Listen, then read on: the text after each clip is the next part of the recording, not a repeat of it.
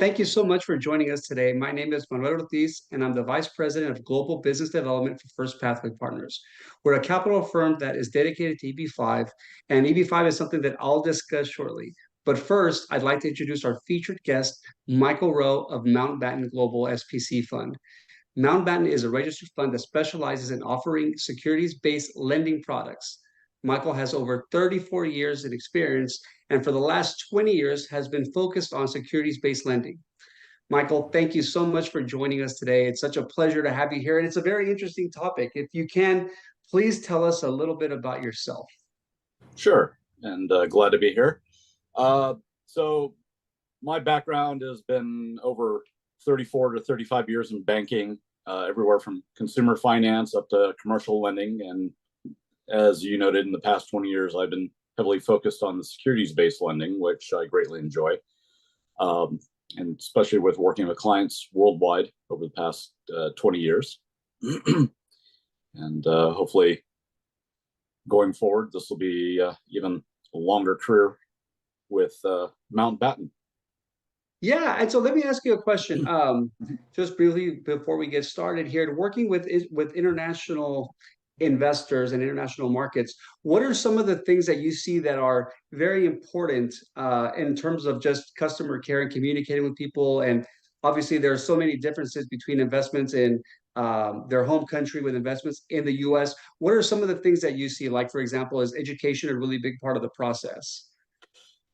Yes, a lot of times it's the main thing is educating clients on the difference of our product versus what they're going to find from a typical bank or, say, securities broker, and all the benefits that our loan programs offer over those, especially from the aspect of safety and security against and protecting the client's other assets in case there's ever any type of issues that come about. So you mentioned something really interesting because, one of the things that I'd like to start off with as well is just to introduce First Pathway Partners. We were founded in 2008 by Robert Kraft. We worked in over 40 countries and have accounted for over $1 billion in economic development. And I think most importantly, we have a 100% track record in investors obtaining the permanent green card. Now, what is the EB-5 program? And you bring up the important aspect of leverage. A lot of investors don't know that for EB-5, you can use leverage. And so the EB-5 program allows for the applicant, spouse, and unmarried children under the age of 21 to obtain US residency. And so there are many benefits with that. Tuition costs are lower as a US resident versus an international student. Sometimes, that difference can be over $50,000, $70,000. And when you multiply that across multiple kids, well, it gets pretty expensive. But, one of the things that investors are usually thinking about when they go through EB-5 is, okay, what is my total cost, right? On one end, you have the $800,000 investment. Each investor is required to create 10 jobs with that $800,000 investment, and we handle that whole process. This is a passive investment. But that $800,000 investment is a part of the process.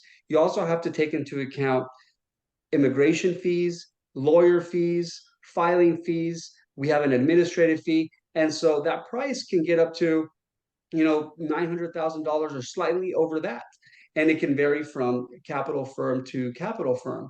But what I'd like to mention is that most investors are going to think, I have to have $900,000 or $1 million in my checking account, which some do, and that happens. But sometimes investors have multiple investments, sometimes in stocks, for example, which is what we're talking about today.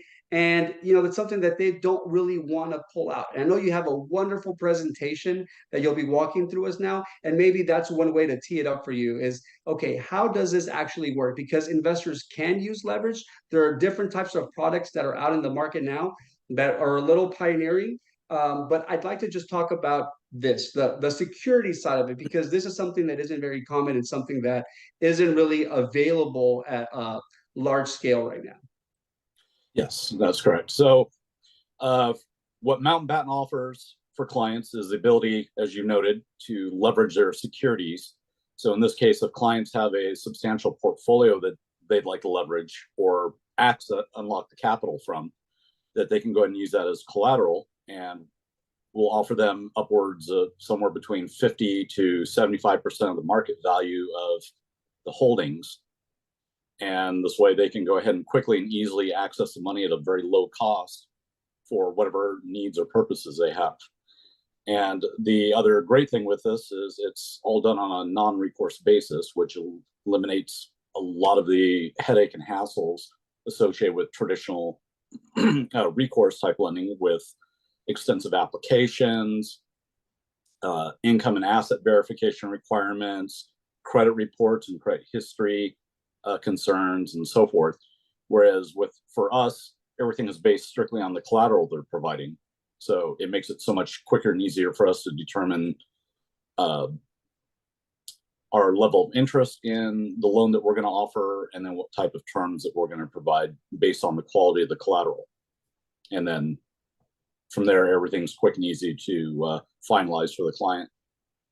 And just to be clear, so these stocks aren't necessary, they don't necessarily have to be US based stocks, correct? So they can be from a different country. So if you're an investor from Mexico, India, Japan, for example, somewhere in Asia, maybe if you can walk me through an example of, let's say that I'm an investor that's interested in EB-5 and I have $2 million, the equivalent of $2 million in stocks in my home country. One, is that even a possibility? And just maybe walk me through the mechanics of how that would work.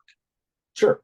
So once the client submits their request to us or through our agent channels, we'll evaluate the stock and then go ahead and issue a term sheet outlining the basic offer that we're making as far as the loan value, the interest rate, and the loan term.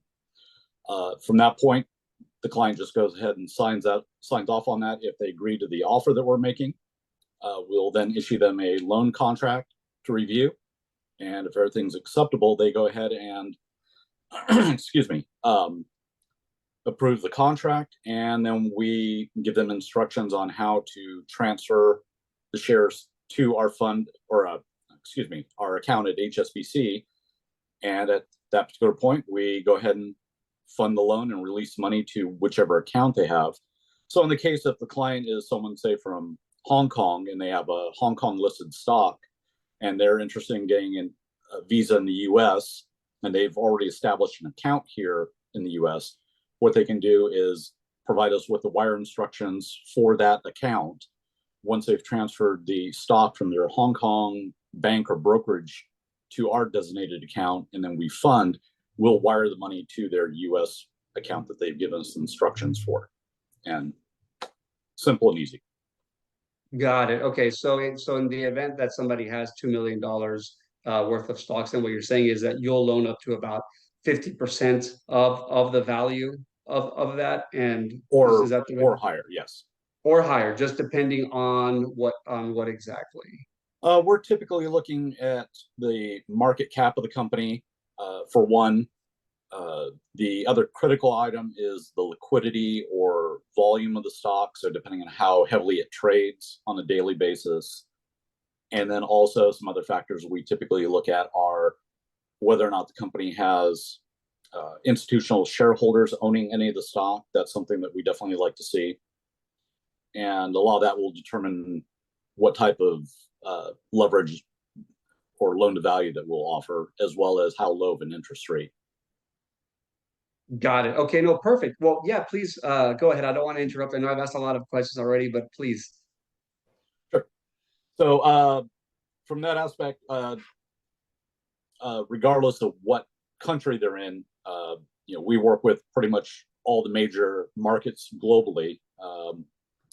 That for funding, if they want everything in US dollars, that's typically our loan basis that we do. If the client wants some of the money sent in different currencies, maybe for other investment purposes or hedging requirements they have, we can typically do most major currencies like euros, yen, Hong Kong dollars, etc.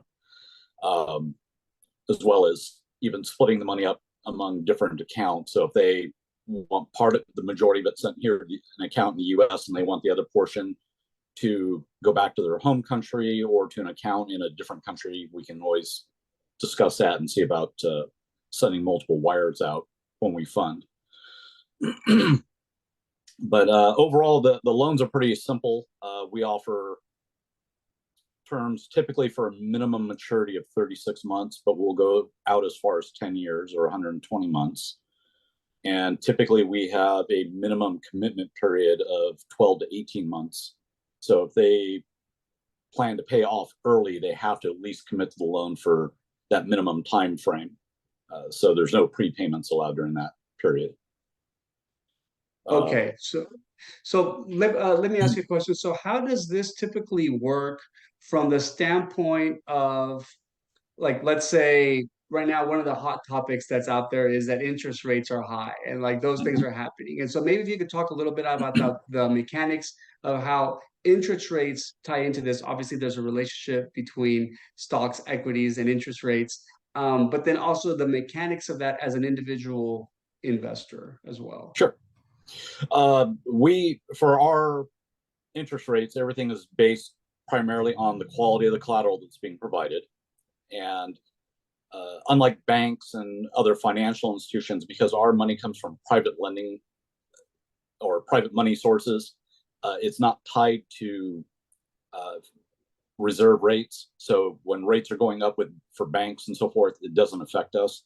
We're able to keep and maintain low interest rates, which range anywhere from 2.5% per year and up. We also calculate all of our, or offer our interest rates on a fixed basis for the term of the loan. So if we offer say a 3% interest rate to the client and they've asked for a 5 or 10-year term, the interest rate's not changing for the entire duration of the loan. It remains at that 3% from start to finish. So they don't have to worry about periodic changes in what the rate is, especially if rates are increasing. It will always stay the same. The other basis is we require clients to make monthly interest-only payments, and those interest payments are based on the 3% per annum on a simple interest basis. So it's a very simple, easy calculation method and low payments this way. So it works out great for someone who's doing certain investments and they want to keep their debt service as low as possible. Got it. Okay. So that makes perfect sense. And then so typically that payment, right? Is that handled on a yearly basis, or how does that work? And I'll go ahead and put up here on the screen some of the slides that we have for your presentation as well. But maybe you could talk a little bit about that as I get that set up for you. Sure. We just require the clients to make their interest payments on a monthly basis. So once we calculate how much the interest is for the year, then it's broken up to a monthly level. So I think as an example, what was it? They can expect the actual monthly interest to be closer to, was it 25 basis points or so, depending on what the interest rate is that we're offering. Got it. Okay. And so, okay, so that makes perfect sense. So it's something that they're required monthly, and obviously then, those payments would be made directly to Mountbatten, or can they use other stocks to do that, or how would that work? It's made directly to Mountbatten. We have various payment options on how they can make those payments, and those are outlined in the contracts for them. In some limited cases, we may accept additional shares in lieu of cash. So if for some reason the client's running into an issue with limited cash availability, that they can always notify us in advance that they may want to see about making a payment using additional shares as an option. But typically cash is our preferred payment method. Got it. Okay, great. And so maybe let's back up a little bit, and maybe if you can walk me through a little bit about, how did this Mountbatten SBC fund actually get started, and maybe walk me a little bit through that. Oh, sure. So Mountbatten was founded as an alternative to other stock lending type entities out there by looking to form a licensed and registered financial entity, since there are quite a few other parties out there in the business, especially some that are less reputable. And this was to help us to develop and maintain a better reputation, and for safety and security for clients, knowing that the lender they're working with isn't some fly-by-night company, that it's actually a true registered and licensed and regulated entity that they're dealing with as their lender. This way they don't have to worry about, say, the lender just taking their stock and running off with it without funding for them, like has happened, unfortunately, for some clients with other parties. And then so along those lines, using the term fly by night, because you do hear all these different horror stories and everything else, Yeah. where does Mountbatten have a direct presence? Mountbatten is licensed and based in the Cayman Islands, which is a very large global fund jurisdiction. So a lot of well-known publicly traded and private funds are also registered and licensed there. I believe there's something in the neighborhood of 29,000 funds that are regulated by the Cayman Island Monetary Authority. Okay, and then so if you're talking about regulations, and we've talked about the securities that's put up as collateral. Please maybe walk me through. You hear always the terms recourse, non-recourse. Maybe if you could Yes. define those for me, and then just talk a little bit about how that impacts Mountbatten Sure. as well. Certainly. So from a banking standpoint and with lending products, the difference between recourse and non-recourse is how the loan is underwritten, secured, and then in the event of some sort of default, say failure to make payments, or if there's a collateral devaluation, where all the liability for repayment of the loan lies. Banks, securities brokers, most other financial institutions and lenders are all recourse lenders. Whereas Mountbatten, we are purely a non-recourse only lending operation.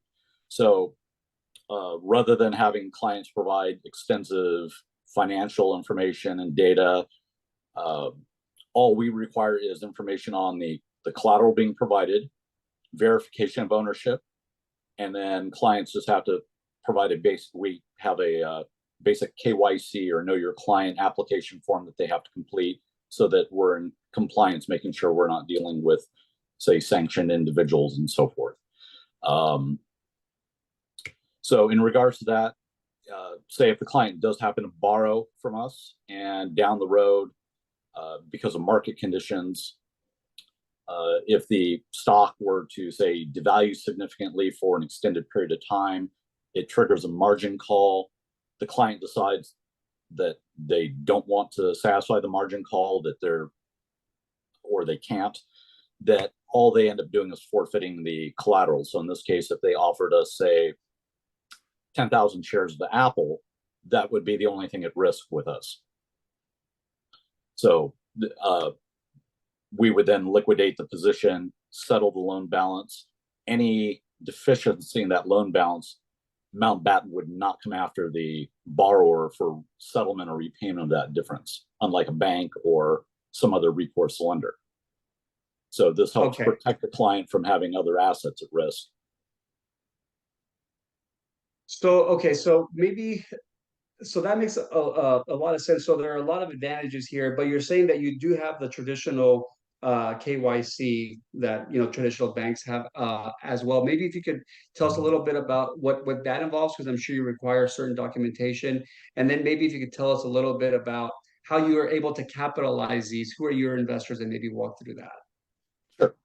So with the KYC, we have two forms. One for individual borrowers, the others for an entity. So depending on how they have the ownership of their stock structured.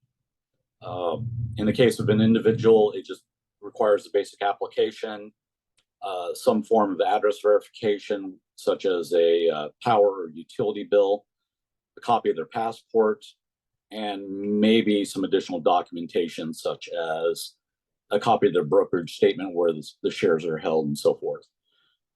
Outside that, once we receive that information is processed and reviewed so that we can determine that the borrower we're working with isn't someone who's flagged in the financial networks as someone being restricted or being politically sensitive or some other situation where it's difficult for us to loan to them.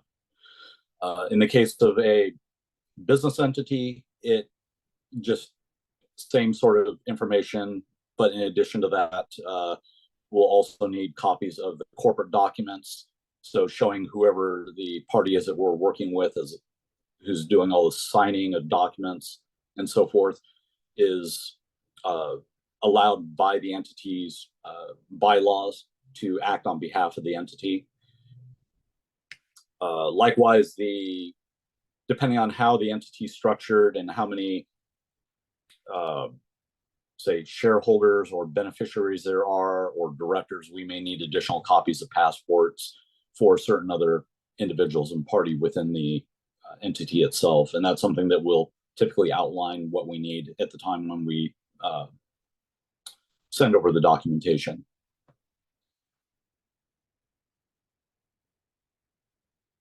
Oh, sorry. So I just noticed here. Yes, I was going to say that maybe you can walk us a little through. I think you can see the slide that's up here with the number 4. If maybe you can tell us a little bit about the capital, how you're able to secure your capital and the type of investors that you typically work with. And we've talked a little bit about the general loan terms, but maybe if you could walk us through that in a little bit more detail as well. Sure. So MOUNTBATTEN, outside of the capital that was used to initiate and fund the fund itself when it was originally formed, additional capital comes from various outside sources such as family offices, high net worth and ultra high net worth individuals, those who have interest in investing through MOUNTBATTEN itself into the products we offer.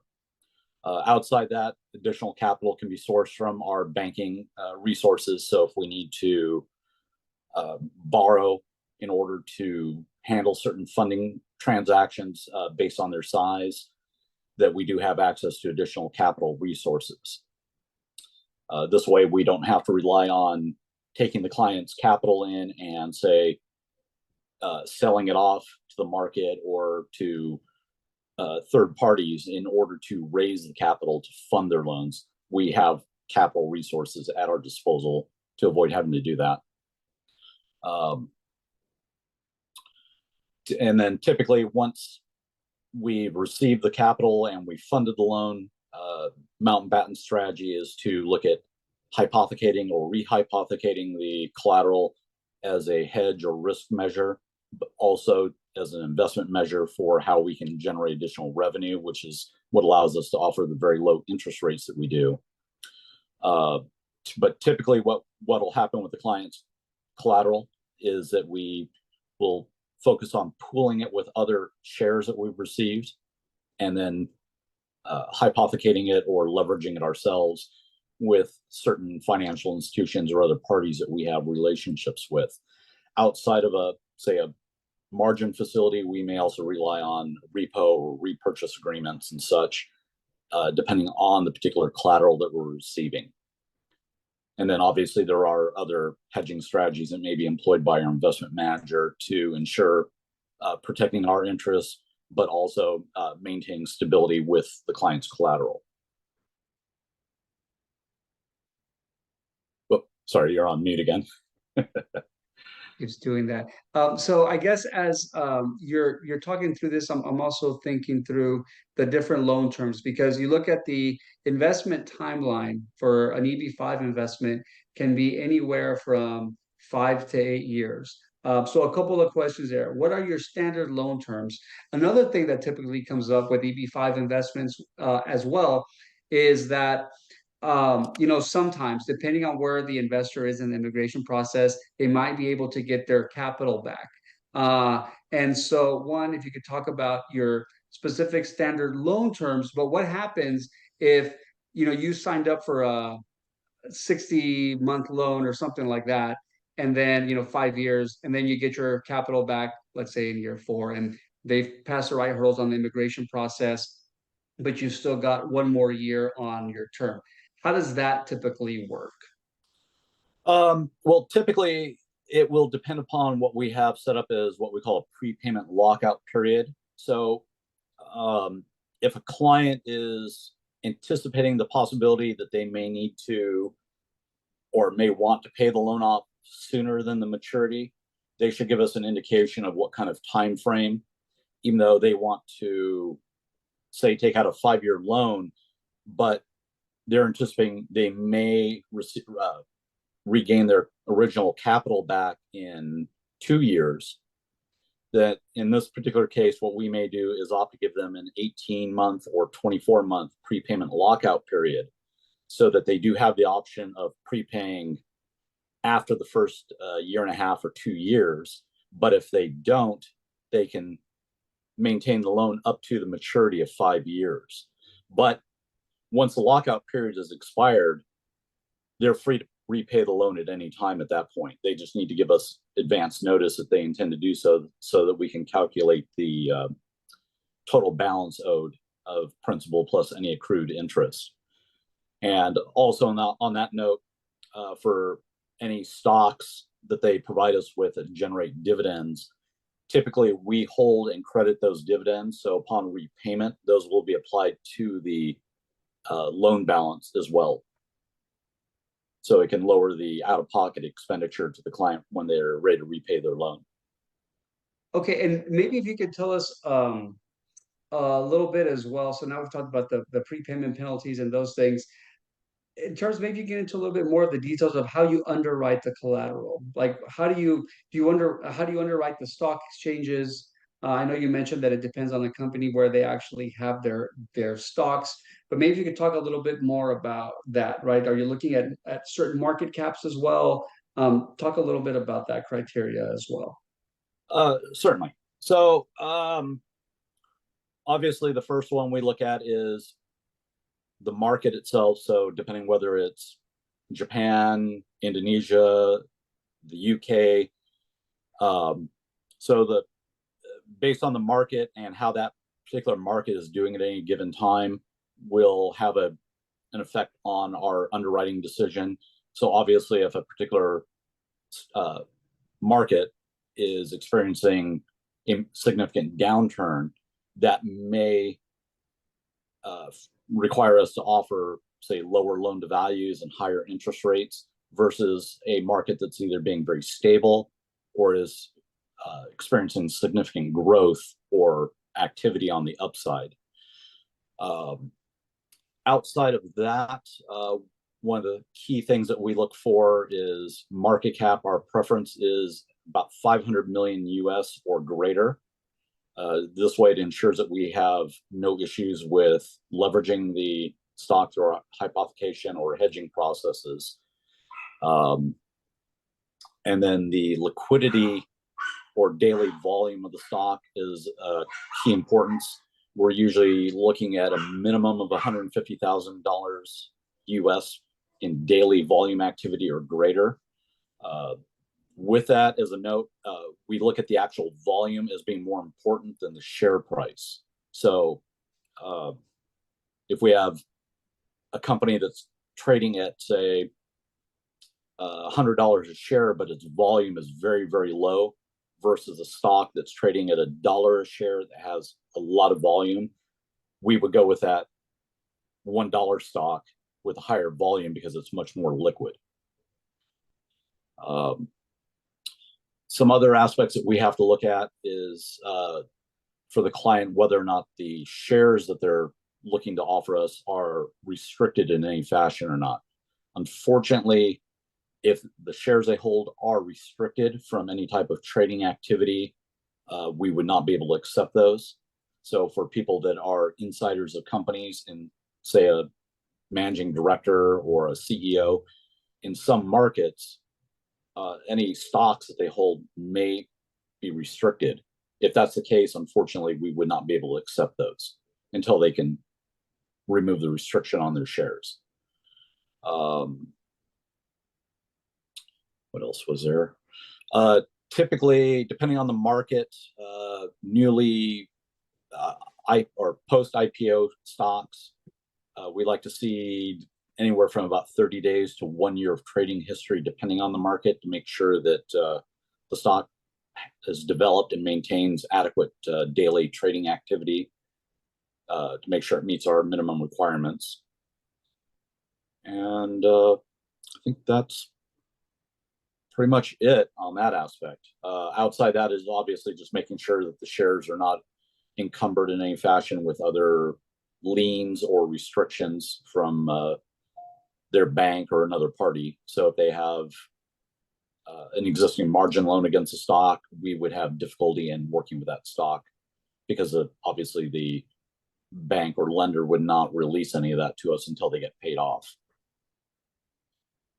Okay, and so I think this makes perfect sense. And some of the stuff that you're talking about in your underwriting process has some similarities to how we underwrite our investments for EB-5. I would say within a given year, we're probably looking at 100 different investments. Now we primarily focus on real estate. We don't work in the security side of it, but I think that you bring up a really important point in that due diligence is really important. And I'll just briefly mention that as EB-5 investors are considering their liquidity needs to proceed with the EB-5 program, I think it's important to keep products like what Mountbatten has available for their investments. And then I would say as investors are evaluating projects, it's really important for them to look at an EB-5 investment from two lenses, right? On one side is the migration benefit, right? The goal there is for investors to become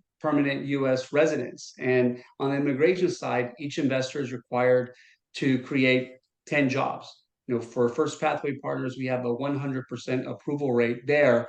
One of the things that's really interesting about the project that we currently have is that from an immigration standpoint, because it started back in 2022, all of those jobs have already been created. So from immigration lens, it's a sound project, a sound investment. But I think you also, as an investor, as you're conducting your due diligence, need to look at each investment from a business case. Does the investment actually make sense? Right. And so, for example, for our project, just one key fact, and I won't get too much into the details here, but in the Coachella Valley, where our project is located, it's about a 2.5 hour drive from the city of Los Angeles in California, and about a 2.5 hour drive from San Diego. Right. And if you think into account how many people actually live there, and you throw in Orange County, it's over 26 million people.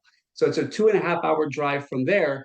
And what's an interesting thing is a lot of people know the Coachella Valley because of the Coachella Festival. What's started to happen there too is a lot of people are moving to the Coachella Valley, and people are actually, from a tourist standpoint, are traveling there to visit in record numbers, right? One of the things that's happening with the Palm Springs Airport, which is there in the Coachella Valley, they're going through an expansion project. You look at the tourist numbers there, they're record years, back-to-back years.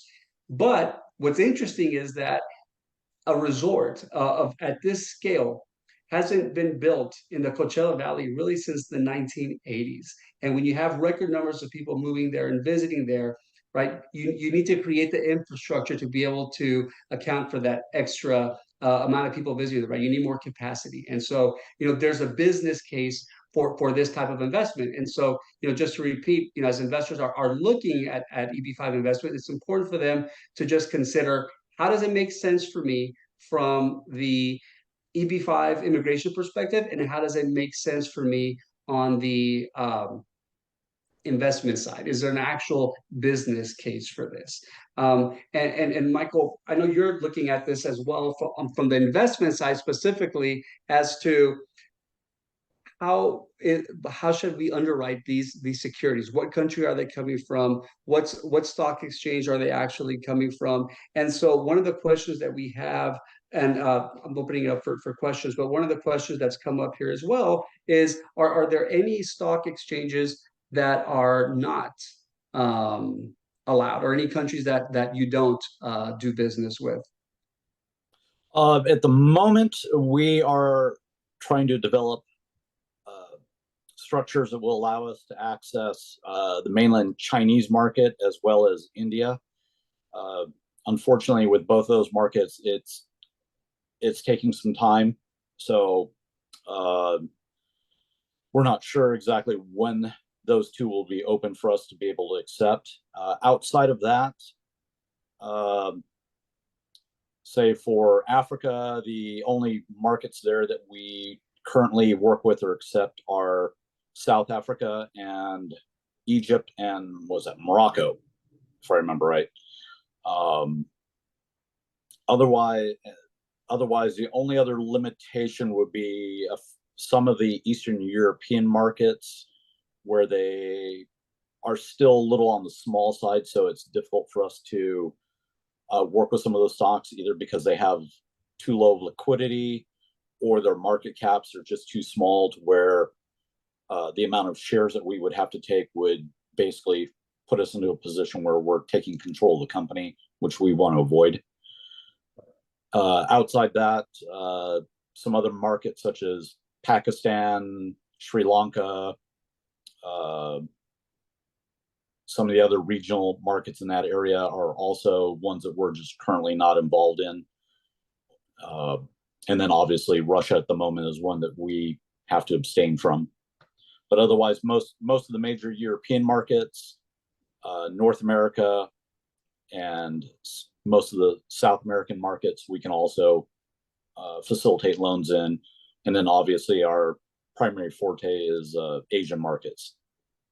Okay, and I think one thing that we've alluded to, but just haven't touched base on directly as well. It's the last question that we have, and if you have other questions, we have Jim Lowry and Rob Linder's contact information there.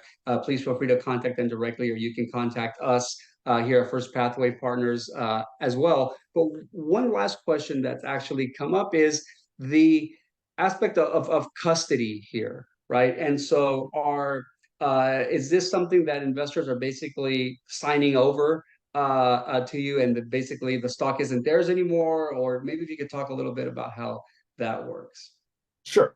So MOUNTBATTEN utilizes HSBC as our global custodian, which allows us to have access to virtually every market worldwide that we have interest in working in or the ability to work in. With that, because MOUNTBATTEN is actually a fund, and the way our account is structured, we just have the clients transfer the shares that they're offering as collateral to us to our designated fund account with HSBC, and it's transferred on what's called NCBO, or no change of beneficial owner status. So this way there's no change in the title of ownership of the shares. So if clients are worried about their name being taken off, or creating a situation where the local market or regulators are notified of their ownership change, and then they have to do explanations and so forth of that, or public reportings, we typically have everything structured to avoid all that. Got it. Okay, perfect. And then just to clarify as well, it seems that the minimum investment amount that we're looking for here as well is somebody that's looking to borrow a minimum of $1 million, correct? That's correct, yes. So our lowest loan amount would be about $1 million US, in which case the client would just need to make sure they have at least twice that amount in collateral value. And then obviously if they choose to borrow additional money beyond that million, we can facilitate upwards of well over $1 billion capability. I would say our sweet spot, so to speak, would probably be in the $10 to $50 million range per loan. But obviously, for a lot of clients, they may not have that much or need for that much. So. And as in terms of loans outstanding, and if you can't divulge this, that's fine too. But just curious, in terms of loans outstanding, or these types of loans that you actually have, how many do you have outstanding? That unfortunately is not something I can divulge. I can tell you we do have a substantial amount of funding history since the formation of MOUNTBATTEN, but our team overall has well over $2 billion worth of funding experience with these types of loans. Got it. Okay, yeah, and I was just curious there because we're talking about some really large numbers, and obviously, if you've been in the business as long as you have, track record's very important.